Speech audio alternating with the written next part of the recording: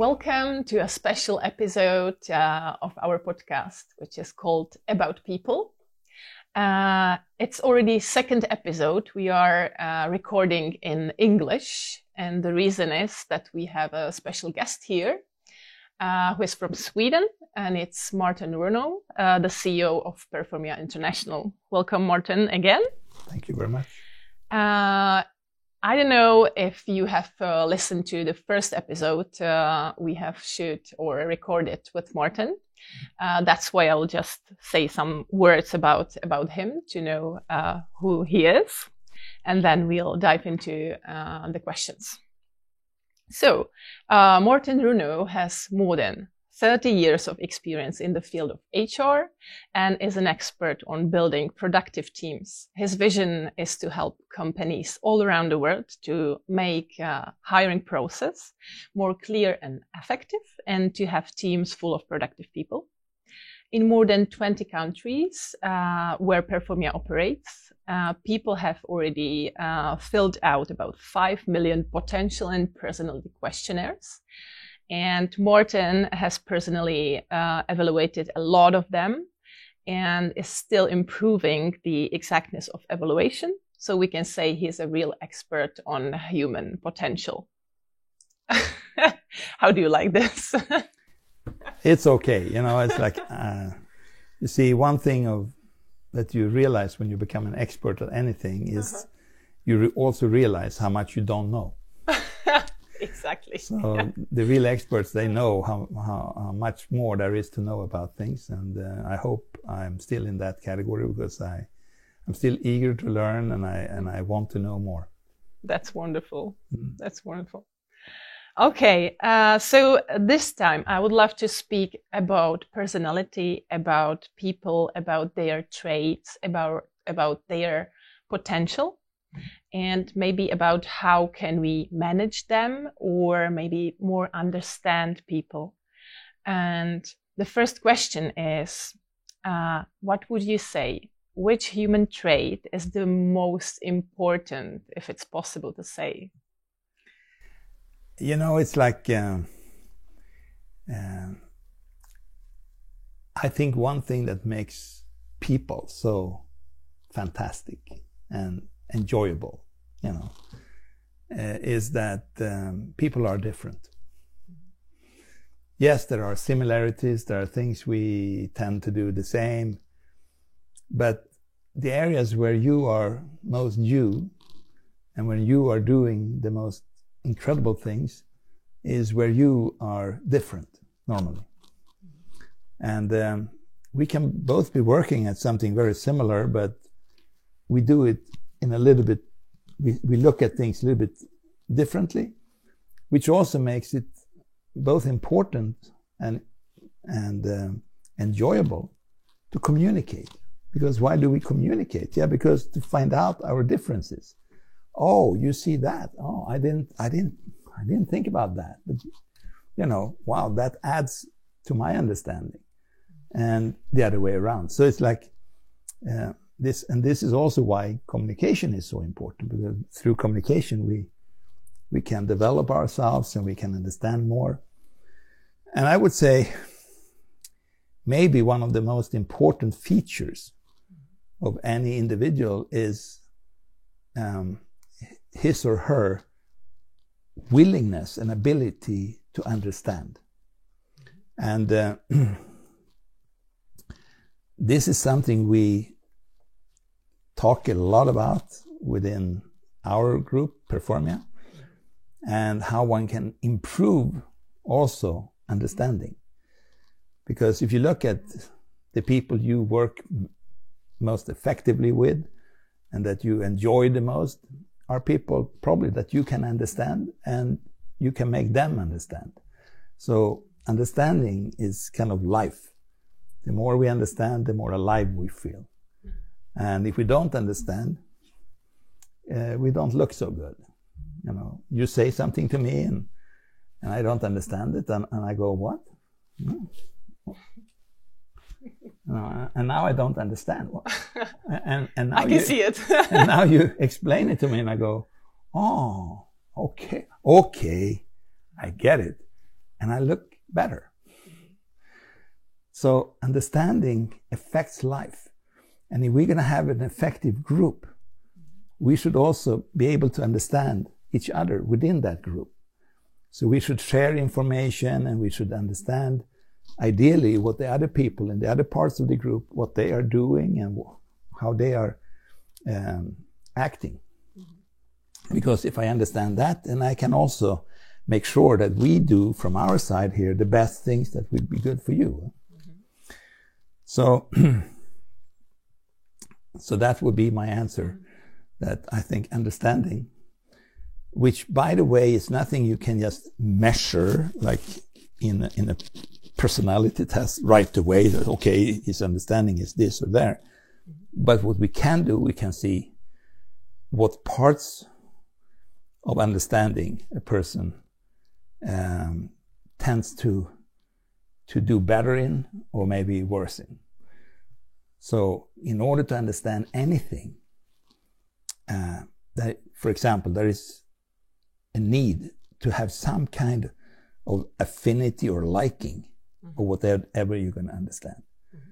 So if I'm going to understand, you know, how you produce a coffee cup, you know, if I have worked in a factory where they actually produce these kind of cups and the ceramics and, you know, and how they put the surfaces on and so on, and I really have a lot of experience and understanding of that. Just looking at different coffee cups could be very exciting for me, because wow, that's a different style and they have a different technology, and you know, and I can just by looking at these things I have a huge understanding, meaning also for me it makes me alive. And if we are going to work on such a project together, the more we understand individually, the better we can communicate, and the more we like each other, we're going to have no problem cooperating.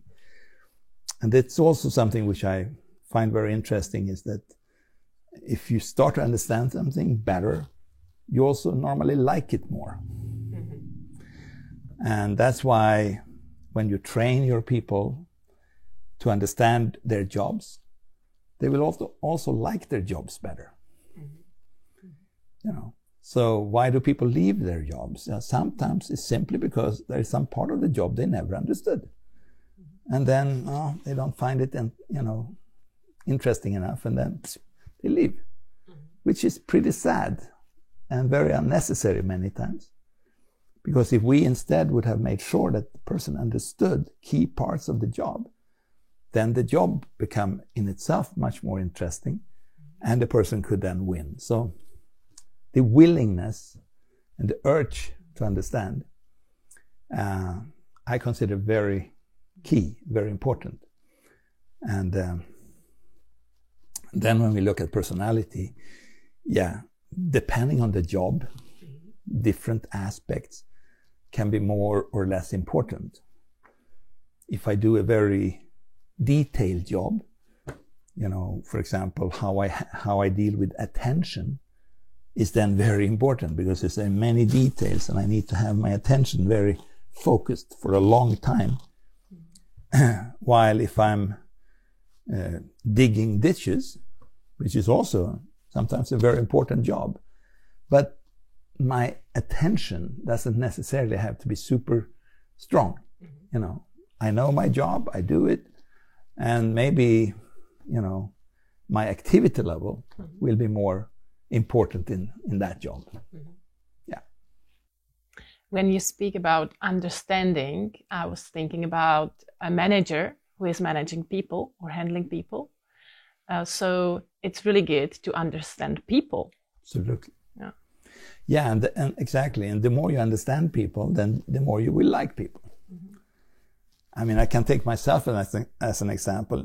Until about 10 years ago, you know, I were quite respectful when I saw a dog, and, you know, I don't know, because I had some bad experience with dogs when I was younger. But then, you know, we bought a small little puppy to our daughter, And then I started to play with this dog, and this grew up and became a big dog. And today I love dogs. I mean, all kinds of dogs, and they can be very big and look very dangerous, but I don't feel any fear. And it's just tells us that, you know, you can learn to like something. You can learn to understand something simply by being around it long enough. So you were willing to understand? Yeah, absolutely. I was willing to do it. And that's a very important factor, actually, when you, for example, select your people. You have some people who are very, very willing. You say, like, okay, I don't know this, but I'm ready to do whatever you tell me. I'm ready to fight hard, and I have done it in this job and in that job, and I learned everything, and now I'm going on. That willingness factor, super important, because willingness in itself is kind of the foundation for ability. So if you're not willing, it doesn't really matter if you are potentially good, because you're not willing to do it anyway. I'd rather have willing people around me, because I know they can learn, they can develop, they can become stronger. And it's a lot more fun and rewarding to work with willing people. When people are not willing, they say, I can do it, but, you know, I don't want to. Okay. I find that situation quite disturbing. Good. When we are looking at hiring people, and you have a lot of tests of personality, is there something, some trait or something, what you say, oh, this is very dangerous, we cannot hire this guy? Is there one thing? Or yeah, there are, but before I talk about that, one needs to understand a lot of things, because to take an example,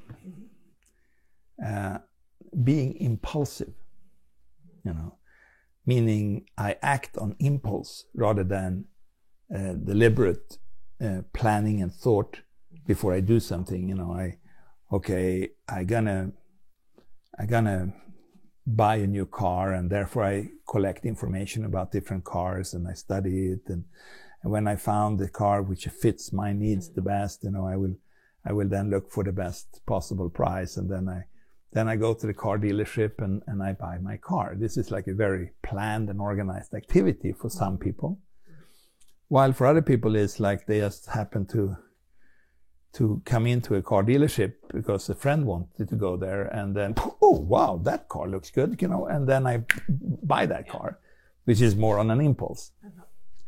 And it's like there are certain jobs, you could say, where this tendency to be impulsive can be very hard to live with.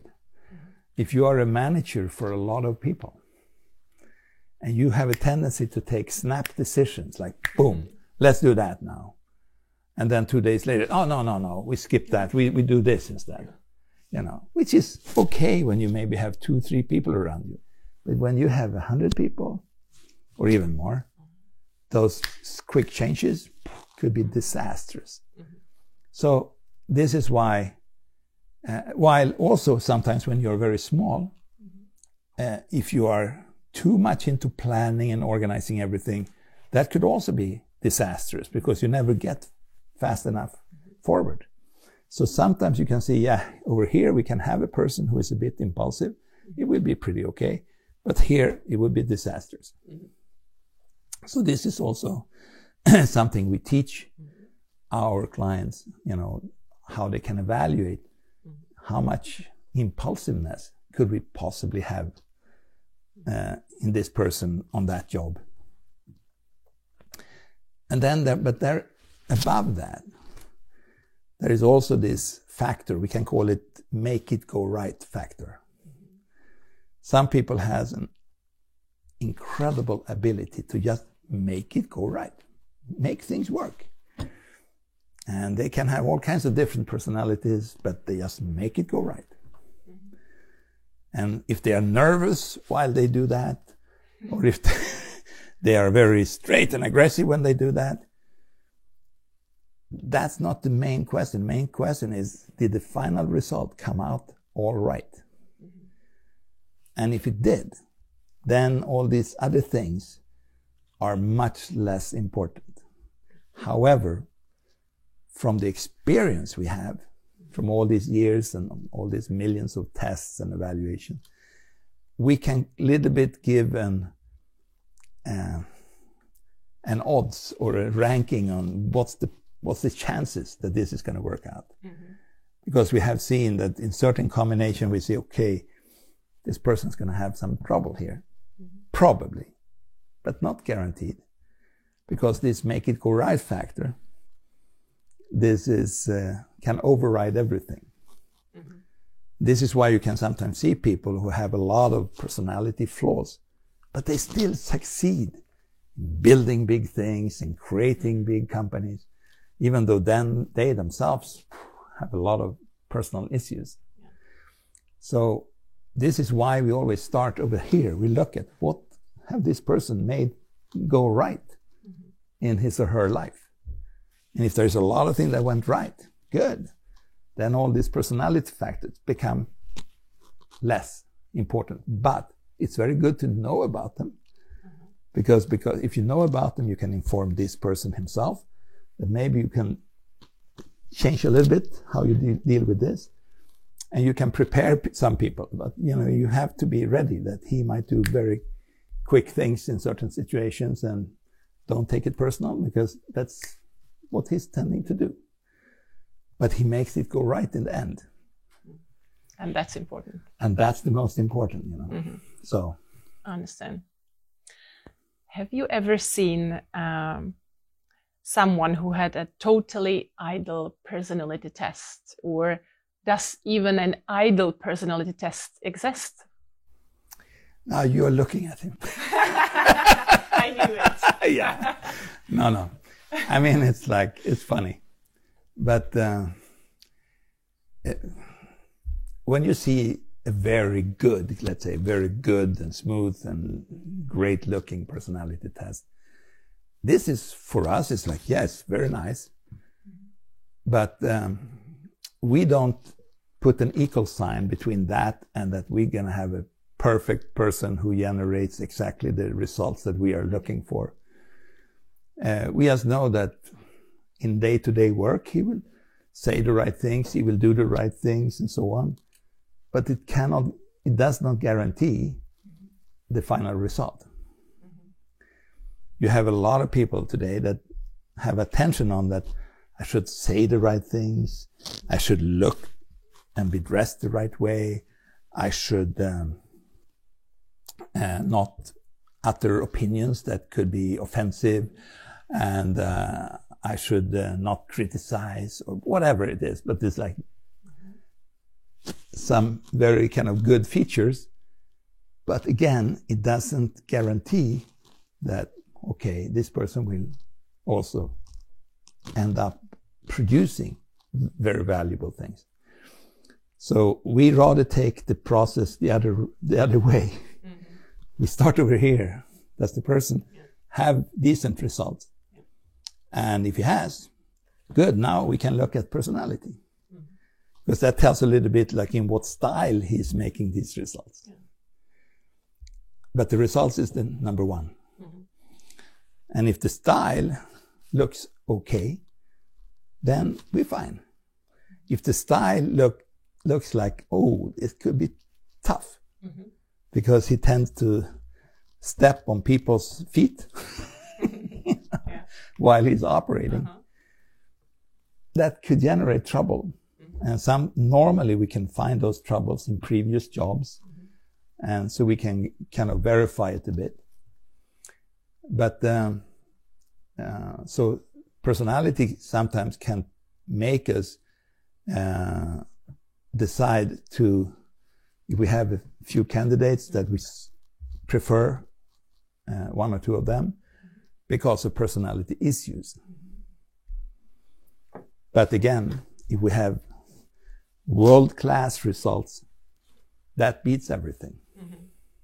I'm very happy that you are saying it, because sometimes also our clients are like tend to look at personality first, because it's something you can know a lot about. So I'm happy that you are saying it, that the step number one is productivity and results, and then we are looking at the people and at the person. Correct. And it's actually a little bit like when we check the results first, that's where we kind of establish, do we actually have a candidate or not? Yeah. If we find not from the personality. If we find no results, our idea is that, okay, then we don't really have a candidate. You know, if we find results, good. Now we can start the process. You know, verifying the results, checking out how the results were done, and then looking at the personality and how this person cooperated with other people and how self-sufficient he or she was.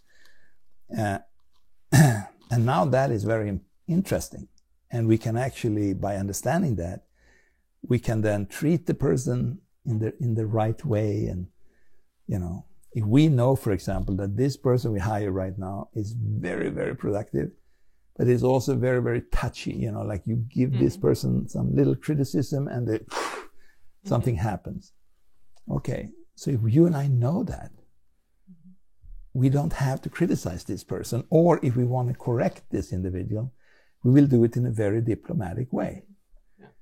Just because we don't need that and turbulence that happens if we criticize. Yeah.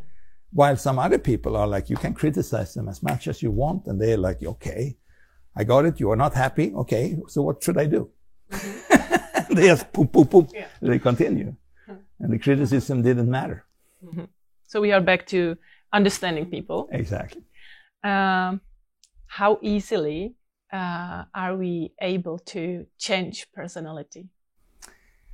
I would say that it's possible, for sure. But if you run a business, I don't think you should look at your job as, okay, we're going to change people's personalities. Because the risk you run into is that you soon start to run some kind of mental clinic. And that's probably not what you are supposed to do. So the best way to improve people is to make them more competent, more skillful, more trained, and able to do practical results. If you make your people do that, you will see that these people, they will start showing up different personality qualities over time, but not because you try to change the personality, but because you try to change the productivity. So that when you improve productivity, a lot of people, they calm down, they become more certain, they start to act better. So it's maybe they try to change something in their personality to be like better producer, or yeah, but that is very seldom the right way to do it. Because it's like, if I know you're very, very good with computers, you know, and we need someone who understands computers, you know, and I want to improve you, like I will check, how can we make you even more proficient with computers? And maybe there are some other functions that you need to do, and like, let's train you on those functions until you really can handle your job as a pro. You see, and when people start to perceive that, you know, I'm a professional, I know exactly what to do. There's no wobble, there's no like thinking. It's like, no, I know. There's a lot of other things that normally come right just by that. There's a lot more information on that, however, you know, which we teach our clients, but it's like, I just suggest, start making your people more productive, more skillful, more professional, and this other stuff normally becomes a much lesser problem. Because I can ask you, have you ever seen a really, really productive, skilled person who maybe was not Mr. or Mrs. Popular? Have you ever seen that in a group? Yes. Yeah. Now, if I ask you, the other people around this individual, did they respect him or her? Yes, of course. They respected him. So even if they may have some personality issues, but because they are producing and they are valuable, the rest of the group feels like, okay, this person is helping us. You know, we are not going to tease or stress this person because this is a plus factor. This person helps pay my salary. So it's like, therefore, we are cool. So this is, again, the more practical, the more simple way to do it. Okay, thank you. According to our U-test, we know that in the Czech Republic, the one of the lowest traits is responsibility. Why do you think it is responsibility? And if you can compare it with Sweden or other countries, maybe? I think Sweden has very similar. Responsibility in many countries is actually amongst the lower traits. And responsibility is a very interesting subject.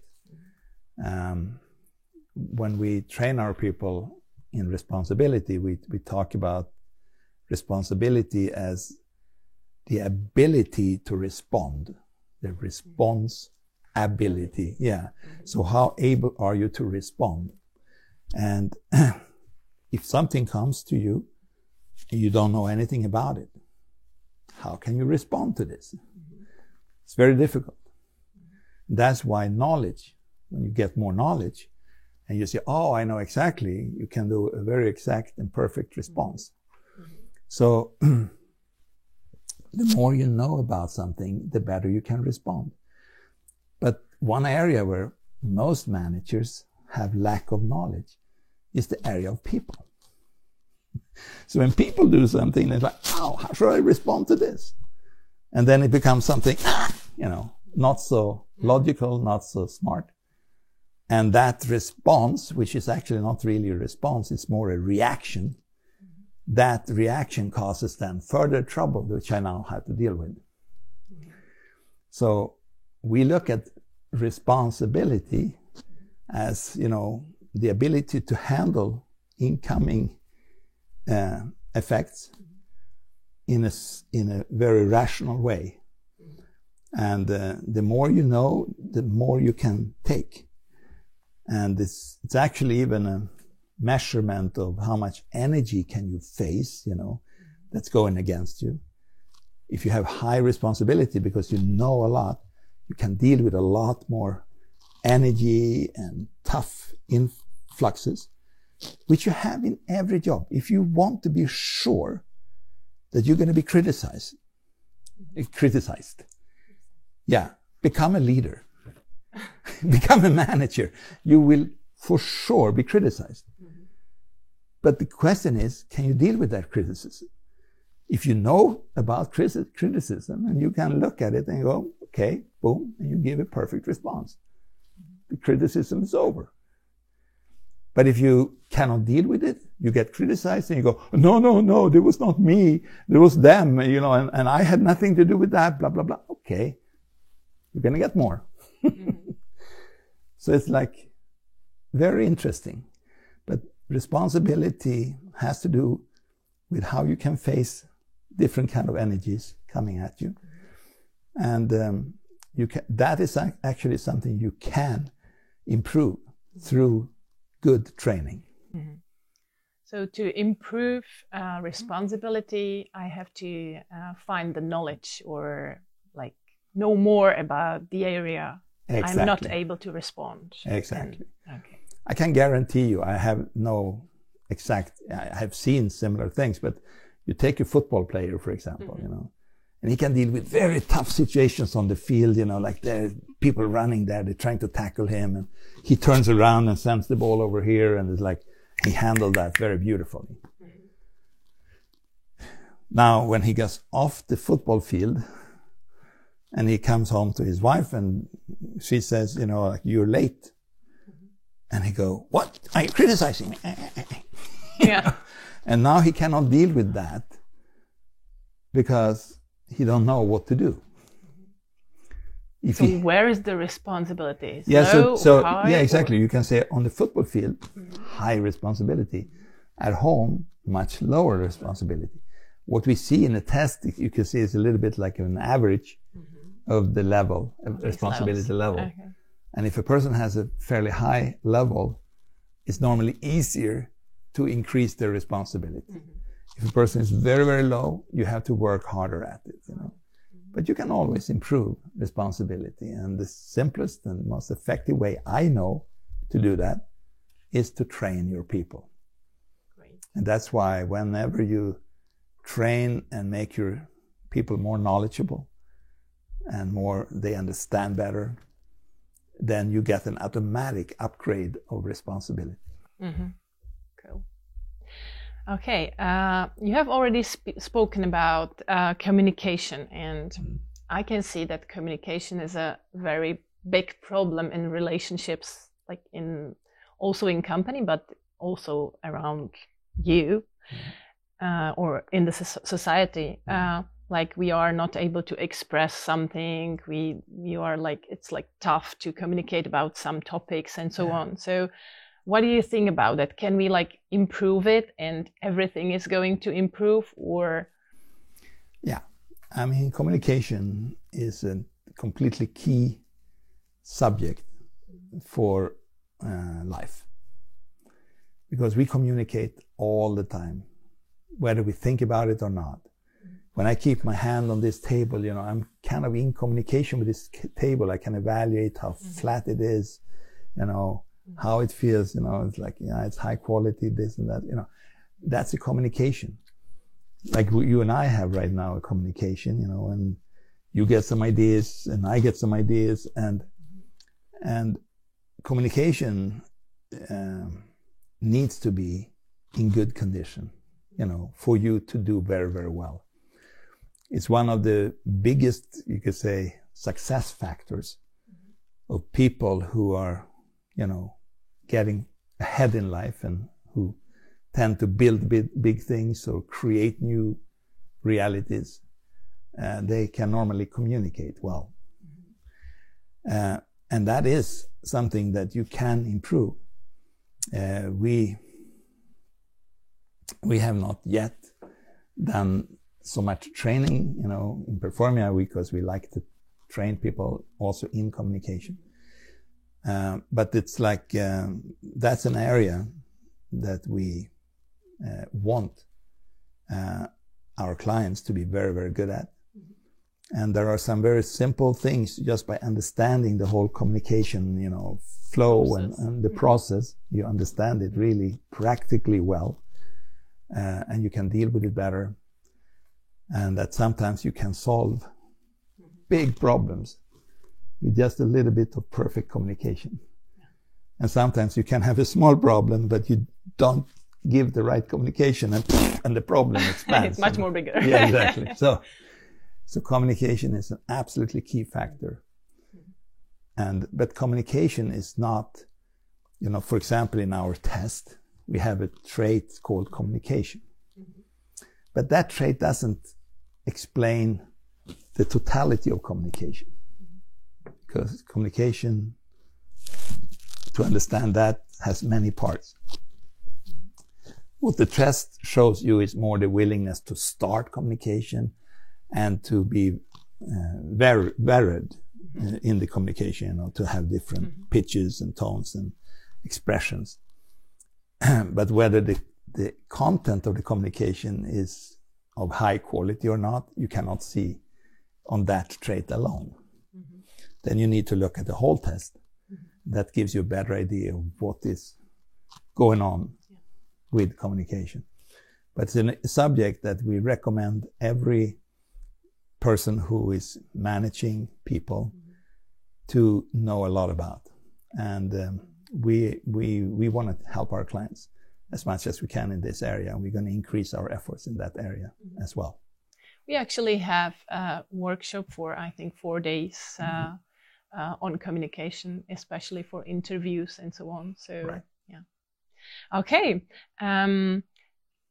There's the last question, and it's about candidates, because we have a lot of experiences with candidates who are like, who are afraid of filling out personality tests because they have bad experiences and they don't trust it.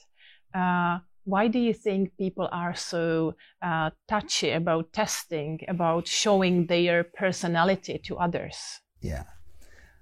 I don't know exactly what the most basic consideration is. Is it my personality is going to be on display, or is it I'm afraid of getting to know what somebody's thinking about me based on this test result?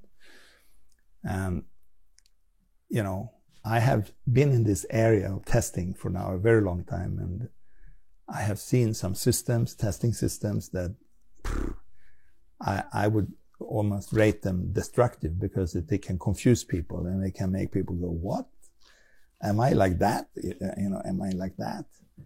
And it's like really horrible.